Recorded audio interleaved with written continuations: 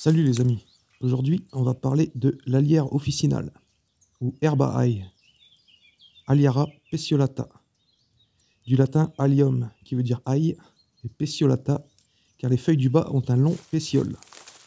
C'est une plante herbacée bisannuelle, de la famille des brassicacées, comme le colza, la roquette, bourse à pasteur, moutarde, etc. Cette plante est très utilisée dans le monde de la phytothérapie en raison de ses énormes bienfaits pour la santé. Mais on en parlera plus tard dans cette vidéo. Sa tige est droite, ses feuilles pétiolées, découpées, d'une forme rappelant un cœur. Les fleurs sont blanches en grappes, réunies en haut des tiges principales et composées de 4 sépales, de 4 pétales et de 6 étamines. L'alière développe une racine pivotante et une rosette de feuilles basilaires durant la première année. L'année suivante, une hampe florale s'érige petit à petit. Sur cette tige droite, ou légèrement rameuse, on distingue 2 types de feuilles. Les inférieures, longuement pétiolées, en forme de cœur et crénelées, et les supérieures, plus petites, à pétiole bref, de forme ovale ou triangulaire, rappelant celle des orties. La floraison a lieu de mars à juin. L'alière officinale a la particularité de sentir l'ail lorsqu'on la froisse entre les doigts. Les feuilles séchées ne conviendront pas car elles font disparaître l'odeur d'ail. Au printemps, les jeunes feuilles et fleurs récoltées au sommet de la tige sont les plus tendres. Excellente comestible crue au fin goût d'ail, accompagnée d'un léger piquant et d'une légère amertume. En cuisine, l'alière peut se prêter à bien des usages. En pesto, c'est un régal sur des toasts, en apéro. Et accompagnera aussi toutes sortes de plats, comme des pâtes, du riz, des pommes de terre, etc. On peut aussi en faire en pistou. Les jeunes feuilles et fleurs crues de l'alière officinale accompagneront délicieusement les salades et crudités. Les feuilles parfumeront subtilement du beurre si l'on souhaite lui apporter une touche aillée. Ces petites gousses vertes et charnues pourront être frites ou cuites à la vapeur.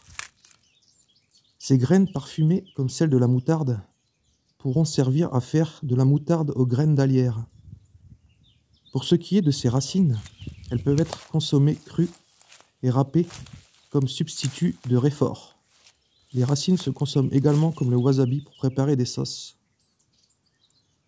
Par ailleurs, au printemps, les tiges sont aussi un régal à croquer avec une saveur douce et sucrée de chou.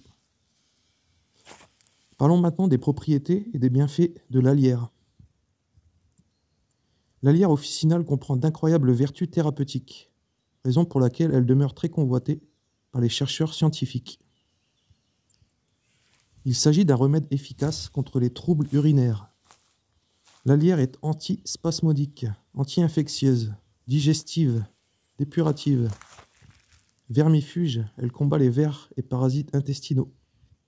Cicatrisante, antiputride et tonique, elle stimule l'organisme. Les jeunes pousses consommées en salade aident à purifier l'organisme en favorisant l'élimination des toxines. Elle est riche en provitamine A ainsi qu'en vitamine C. Cette plante est préconisée par les médecins pour apaiser les douleurs rhumatismales et traiter la goutte. L'alière officinale conserve davantage ses propriétés lorsqu'elle est encore fraîche. Elle forme un excellent complice contre les problèmes cutanés, comme l'eczéma, et assèche rapidement les plaies, notamment celles liées aux muqueuses, entre autres les gencives.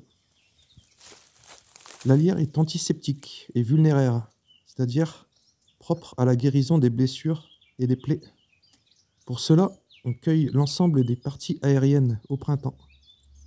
On les écrase en boule entre les doigts et on la frotte sur la plaie de manière à mettre en contact direct le suc frais et la lésion. On peut l'utiliser également en infusion pour les affections ORL et des bronches. En raison de sa propriété expectorante, l'alière officinale était utilisée autrefois dans les pays européens en tant que matière de base servant à la fabrication d'antitussifs et d'antiscorbutiques. Voilà les amis, c'est tout pour cette présentation de l'alière officinale. Gros bisous à tous et je vous dis à la prochaine.